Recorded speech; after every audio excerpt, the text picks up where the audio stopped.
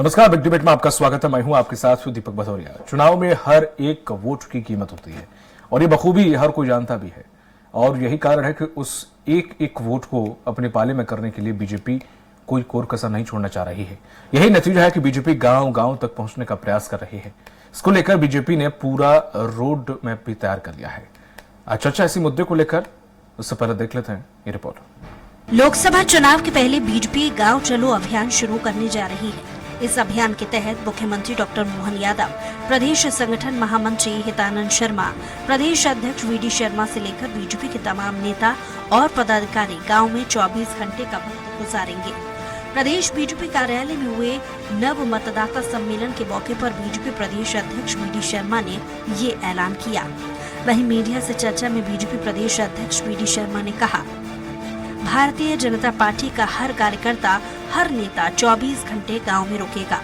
हर booth पर 10% vote share बढ़ाने का लक्ष्य तय किया गया है। आने वाले चुनाव की दृष्टि से गांव चलो अभियान में भारतीय जनता पार्टी के हर कार्यकर्ता, हर नेता को 24 घंटे उसी गांव में रहना है। चाहे मुख्यमंत्री हो, चाहे प्रदेश अध्यक्ष हो या कैबिनेट के मंत्री हो या सामान्य कार्यकर्ता, सभी लोग गाँव में 24 घंटे रहेंगे। एक रात वहाँ रुकेंगे और लोगों से मिलकर संवाद करेंगे। गांव चलो अभियान की बैठक में इसकी व्यापक तैयारियां करेंगे। चुनाव में प्रधानमंत्री मोदी के नेतृत्व में हर बूथ पर नमो बूथ के साथ मोदी बूथ के साथ मैदान में उतरे। हर बूथ को जीतने के संकल्प के साथ भारतीय जनता पार्टी हर बूथ पर 10% वोट शेयर हमारा कैसे बढ़े। प्रधानमंत्री ने कहा कि नए भारत के निर्माण में देश के इन नौजवानों की सबसे महत्वपूर्ण भूमिका है। नए आइडियाज, नए इनोवेशंस, नई सोच के साथ प्रधानमंत्री जी ने देश के युवाओं को आह्वान किया है। गांव चलो अभियान, हर नेता भारतीय जनता पार्टी का, हर कार्यकर्ता 48 घंटे उसे अपने एक गांव में 24 घंटे उसको एक गांव के अंदर रहना है। तो इसलिए सबके, चाहे माननीय मुख्यमंत्री हो, चाहे प्रदेश अध्यक्ष हो या कैबिनेट के मंत्री हो या सामान्य कार्यकर्ता हैं, सभी कार्यकर्ता गांव में 24 घंटे रहेंगे। एक रात वहां रुकेंगे, लोगों से संवाद करेंगे, मिलेंगे। तो गांव चलो अभियान आज हमारी बैठक है, उसकी व्यापक तैयारी करेंगे। बीजेपी इस अभियान के जरिए गांव गरीब किसानों तक पहुंचने का प्रयास कर रही है, तो वहीं लोकसभा चुनाव तैयारी में कांग्रेस पिछड़ी हुई नजर आ रही है। कांग्रेस न्याय यात्रा के जरिए ही खुद को मजबूत करने का दावा कर रही है। कहने को तो ये बहुत अच्छी निर्णय है, मगर इम्प्लीमेंटेशन कैसा होगा, इवेंट के हिसाब से वो ठीक है। 10% वोट बढ़ाने का जहां तक ताल्लुक है, वो तो ईवीएम से ही बढ़ेंगे। बहरहाल बीजेपी और कांग्रेस दोनों ही लोकसभा चुनाव में खुद को मजबूत बता रही हैं। वहीं बीजेपी के पास पिछले लोकसभा चुनाव में 29 में से 28 सीटें थी। बीजेपी विधानसभा चुनाव में बम्पर जीत से उत्साहित नजर आ रही है।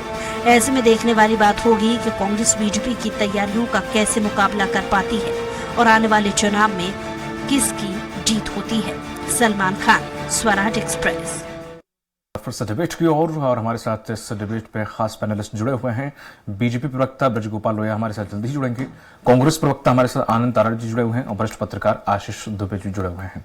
आनंद तारण जी, जिस तरह से देखा जाए, बीजेपी गांव गांव में जाकर अपने सभी विधायक, मंत्री, सांसद सभी को जो कॉन्सेप्ट उनका है, हालांकि ये पहली कॉन्सेप्ट नहीं है, बस नाम बदलते रहते हैं। कॉन्सेप्ट पिछली बार भी यही था और हमेशा से ऐसा रहता है कि गांव गांव में जाकर जनप्रतिनिधि जनता की आवाज को सुनते हैं, उनसे संवाद करते हैं। क्या इस प्रकार का कोई कांग्रेस का भी प्लान है? क्या इस प्रकार के प्लान वर्क्स करते हैं या कांग्रेस भी उचित समझती है कि इस प्रकार की हम भी कोई मुहिम चलाएं?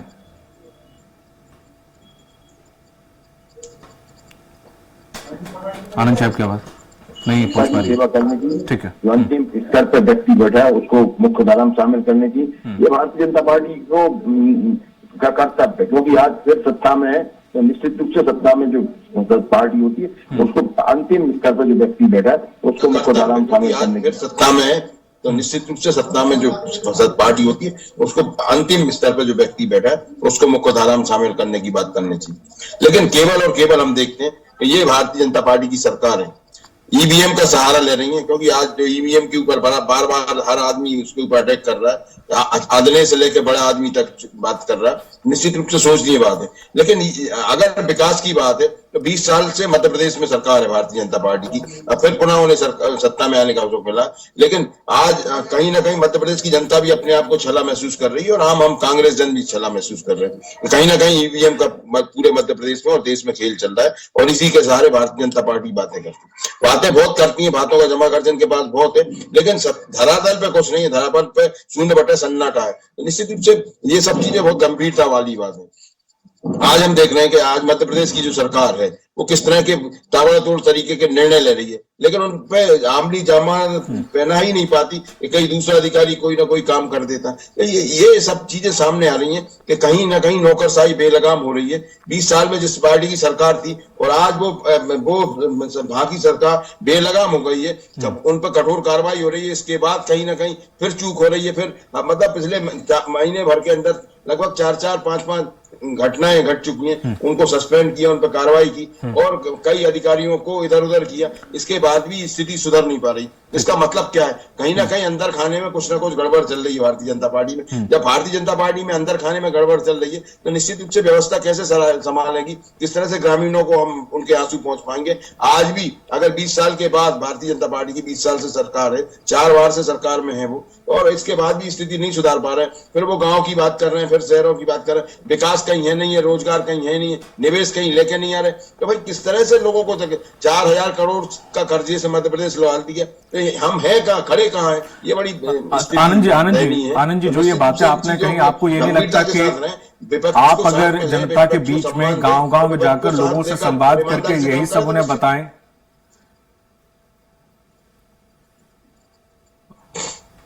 उनका तो होमवर्क लगभग कंप्लीट है, असलियत आपको रखनी है। तो आपको नहीं लगता कि इस प्रकार की मुहिम कांग्रेस में भी जल्द से जल्द चलानी चाहिए? हो सकता है भविष्य में चलाएं। कंप्लीट कहां है? मैं तो बोल रहा हूं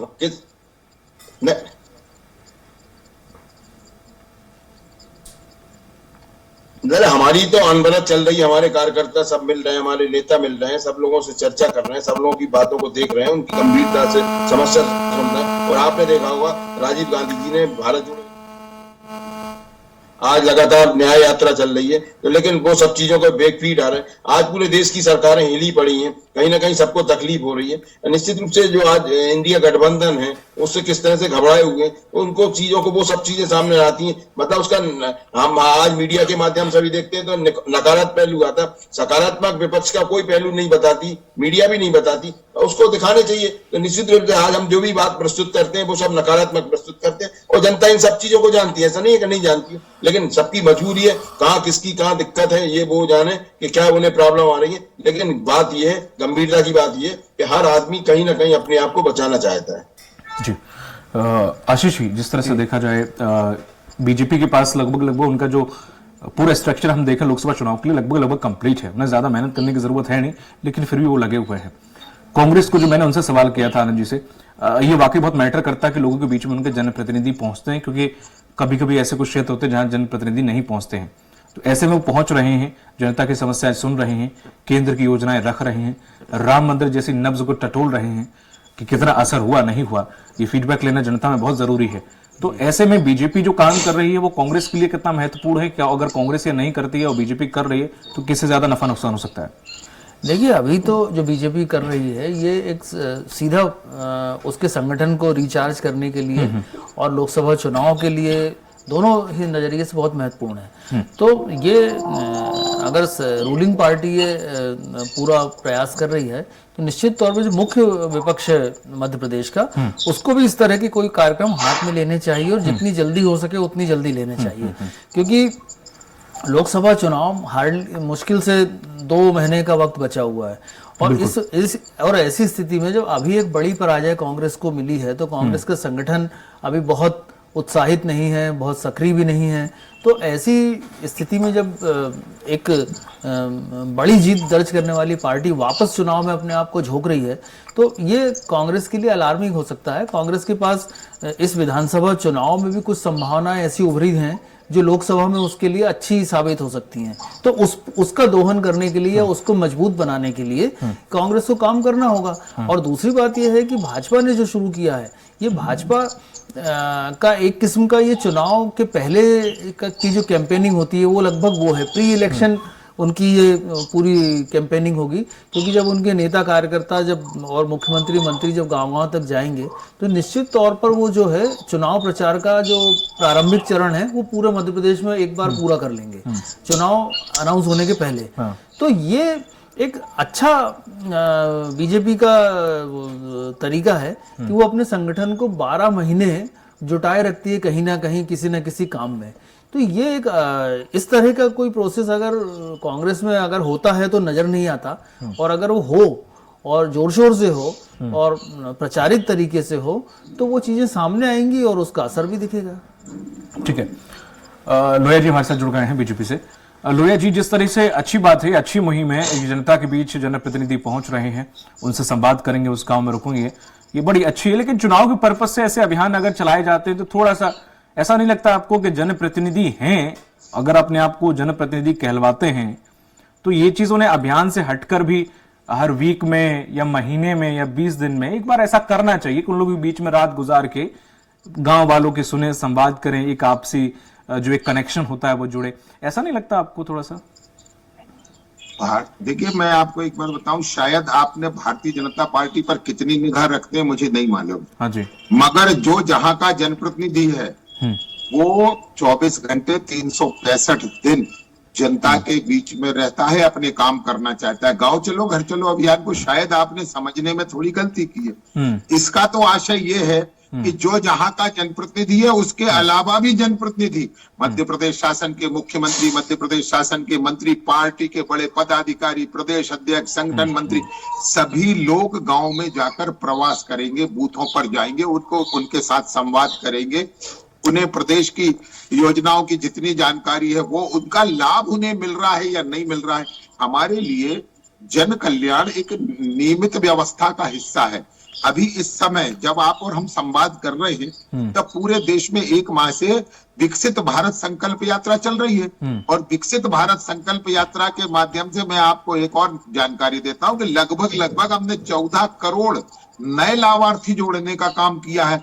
जिनके आयुष्मान कार्ड नहीं बने हैं उनको आयुष्मान कार्ड उपलब्ध कराना, किसी को आभा कार्ड की आवश्यकता थी वो उपलब्ध कराना, श्रवण यंत्रों की अगर कहीं आवश्यकता है तो वो उपलब्ध कराना। तो विकास और जन कल्याण एक निरंतर प्रक्रिया है। वो ऐसा थोड़ी होता है कि विकास और जन कल्याण के काम आज कर दिए तो वो पूरे हो गए। इनकी कभी कोई सीमा नहीं है, ये लिमिटलेस है। ये रोज नई आवश्यकताएं होती हैं और उसके अनुरूप काम करते हैं। मैं अभी सुन रहा था, आनंद तारण जी को भी सुन रहा था। अच्छा, देखिए, आज प्रश्न बड़ा गंभीर है कि भारतीय जनता पार्टी हर बार, आप लगातार आप बताएं, पिछले जुलाई के महीने से बता दे, जून के महीने से बता दे, तब भी हमने विकास यात्रा मध्य प्रदेश में करी थी। उसके बाद जन आशीर्वाद यात्रा हमने पूरे मध्य प्रदेश में करी। 5 यात्राओं के माध्यम से हम जन जन तक पहुंचने का काम किया। उसके बाद आप लगातार नई सरकार में, जिस दिन से माननीय मोहन यादव जी मुख्यमंत्री बने हैं, आप लगातार देख रहे हैं कि ऐसा कोई दिन नहीं है जिस दिन उनका कहीं प्रवास ना हो। तो हम तो हमेशा जनता के बीच रहने वाले हैं, परंतु लोकसभा चुनाव की दृष्टि से जाना एक पृथक बात है। तो हम हर बार अभियान अलग हाथ में लेते हैं, नया हाथ में लेते हैं। विकसित भारत यात्रा, विकसित भारत, तो जितनी भी यात्राएं हुई चुनाव से संबंधित ही हुई ना सर, बेसिकली। देखिए, तो मैं आपसे क्या कह रहा हूं कि आप मुझे एक बात बताइए, एक विद्यार्थी पढ़ाई करता है तो परीक्षा के लिए करता है। अच्छा। लोकतंत्र की परीक्षा क्या है? लोकतंत्र की परीक्षा चुनाव है। और चुनाव से भागने वाले लोग थोड़ी हैं। चुनाव में बढ़ चढ़कर भागीदारी करने वाले हम लोग हैं, क्योंकि लोकतंत्र में चुनाव तो ही है जो आपकी परीक्षा तय करता है। और वो ये तय करती है उस दिन जनता कि किस विद्यार्थी ने लगातार मेहनत की है, और किस विद्यार्थी ने नकल से परीक्षा पास करने के प्रयत्न किए हैं, वो सब देखती है। और ये जो जनता है ये सब जानती है। हम तो केवल उनके सुख दुख बटाने के लिए वहां जाते हैं कि यदि अगर हमारी तरफ से आपकी सेवा में कोई कमी रह गई है तो आप वो और हमें बताएं। यदि मध्य प्रदेश शासन या केंद्र सरकार की किसी योजना के दायरे में वो आता होगा तो हम उसकी उपलब्धता सुनिश्चित कराएंगे। यदि नहीं आते हैं तो उनके लिए किस तरह की नीति होना चाहिए ये सुनिश्चित करना है। ठीक है। आशीष जी, लोहिया जी ने एक बात कही कि ये तो चुनाव का अवसर है इसलिए हम रैलियां वैलियां निकाल रहे हैं, वरना मेरे हर जनप्रतिनिधि अपनी विधानसभा में लोगों के बीच ये जितना कह रहे हैं हो सकता है ये अपनी नजर में सही हो, हालांकि उन्होंने मेरे उस पर प्रश्न चिन्ह खड़ा कर दिया, लेकिन ऐसे कितने मंत्री हैं जो वाकई गांव में रुककर जनता के बीच में संवाद करते हैं और उनकी बात सुनते हैं। मैं दावे के साथ कह सकता हूं कि कई गांव में ऐसे हैं जिन्होंने मंत्रियों का फेस नहीं देखा होगा सर।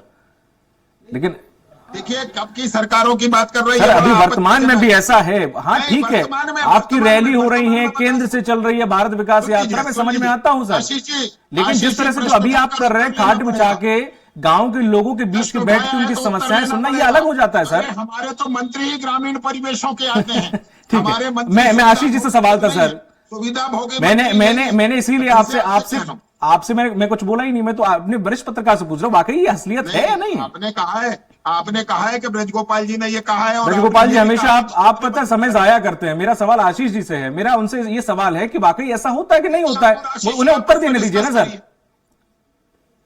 जी आशीष जी, देखिए ये जो भाजपा ने जो किया है वो एक आदर्श व्यवस्था है और होना भी यही चाहिए। और जहां तक प्रभारी मंत्रियों का बात है तो वो जिलों में जाते हैं, लेकिन प्रभारी मंत्रियों से हमेशा जो है ये कोई कांग्रेस या भाजपा वाली बात नहीं है, हमेशा इस तरह के शिकवे लोगों को रहे हैं। विधायक ये माना जा सकता है कि जो विधायक और स्थानीय पदाधिकारी में गांव कस्बे के होते हैं तो वो गांव से टच में रहते हैं और उनका संपर्क बन जाता है किसी तरह, लेकिन प्रभारी मंत्रियों की जो समस्या है वो एक अलग है, क्योंकि एक तो मंत्री जो है अपने खुद के जिले को भी उसको देखने में बिजी रहता है, अपनी राजनीतिक जमावट में बिजी रहता है, फिर प्रभार का जो है तो वो एक रस्मी कई बार होता है प्रभारी मंत्रियों का कि वो अपने जाते हैं जिला योजना और कलेक्ट्रेट में बैठ के लेते हैं, एक दो कार्यक्रम करते हैं, आ जाते हैं। तो प्रभारी मंत्रियों से जो शिकायत है वो स्थानीय विधायकों की या स्थानीय पदाधिकारियों की हमेशा बनी रही है। पिछली जो सरकार थी उसमें भी ये स्थितियां रही हैं, ये कोई छुपी हुई बात नहीं है और ये चीजें सामने है बिल्कुल। इसमें भी प्रभारी मंत्री की अपनी मजबूरी होती है कि वो अपने जिले के समीकरण देखे कि दूसरी जगह जाए, तो ये बात सही है। लेकिन अब एक व्यवस्था है और भाजपा उसमें अपने कार्यकर्ताओं को झोंक रही है, जैसा मैंने कहा कि एक अच्छा प्रयास होता है, अगर जाए तो अच्छी बात है। तो प्रभारी मंत्री जो होता है उसके पास सारे अधिकार होते हैं जिले में, तो वो यदि अगर वहां जाता है और वो सारी चीजों को देखता समझता है और वाकई में रात्रि में वहां रुकता है, गांव वालों के बीच में रुकता है, circuit house, guest house, hotel के अलावा, तो ज्यादा इंपैक्ट होगा, ज्यादा अच्छा होगा और ज्यादा समस्याएं सामने आएंगी। बिल्कुल। आनंद जी, जिस तरह से हालांकि बीजेपी प्रवक्ता को बात बुरी लग जाती है, लोहिया जी को थोड़ा सा ज्यादा जल्दी लग जाती है, लेकिन तारण जी देखा जाए तो ठीक है अगर नहीं जा रहे हैं बीजेपी वाले, या ठीक है अभी चुनाव का अवसर है, क्योंकि जब से विधानसभा चुनाव हुए हैं तब से लगातार चुनावी अवसर है वो 2-3 महीने का, तो जाहिर सी बात है चक्कर लगेंगे भी और लाजमी भी है, लगते भी हैं। लेकिन उसके बाद आपको नहीं लगता कि आप विपक्ष में बैठे अगर यही काम अगर आप करेंगे तो शायद आपको एग्जाम के टाइम भी इतनी मेहनत नहीं करनी पड़ेगी, अगर आप जमीनी स्तर पर जो काम सरकार को करना चाहिए अगर वो आपके पूर्व विधायक या पूर्व मंत्री अगर करें, तो सिर्फ चुनाव के वक्त नहीं सर, उससे पहले भी जो क्षेत्र का है निश्चित रूप से वो अपने क्षेत्र की बातचीत करता है, उसे दिखाने की कोशिश भी करता है।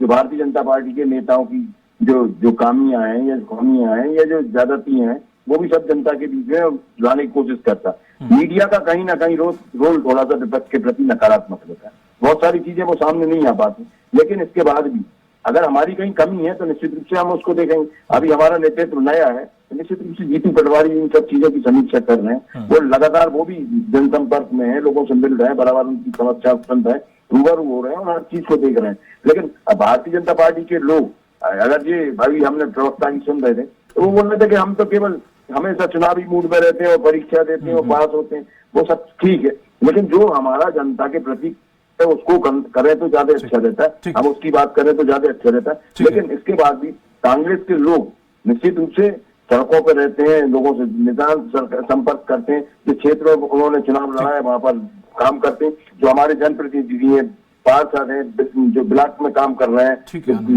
वो सब लगातार निगरानी कर रहे हैं और देख रहे हैं, और भारतीय जनता पार्टी की जो नकारात्मक बात है उन सबको ध्यान में ला रहे हैं। लेकिन मैंने चूंकि समय का अभाव है, तारक जी माफी चाहूंगा, लोहिया जी हमारे साथ हैं। लोहिया जी तो आप वरिष्ठ पत्रकार हैं, थोड़ा सा जब ऐसे आपा खो बैठते हैं आप तो बड़ा बुरा लगता है मुझे स्पेशली तौर पे, तो थोड़ा सा संयम रखा करिए ना, धैर्य रखा करिए थोड़ा सा। मैं आपको बड़ा स्पष्ट करूं कि जब भी आप तटस्थता के को छोड़ेंगे, मैं सर, आपत्ति सर, नहीं कभी करूंगा। नहीं। मैं फिर से कहता हूं और मुझे विनम्रता मुझे से अपने जर्नलिज्म का सर कर्तव्य बहुत अच्छे से पता है और मैं नहीं, सवाल नहीं, तो विभागी मुझे से मेरा- पूछता रहूंगा। मुझे मेरे अब चाहे सर प्रवक्ता किसी को होने का चुभे दायित्व और चाहे अच्छे लगे, वो अच्छी बात है।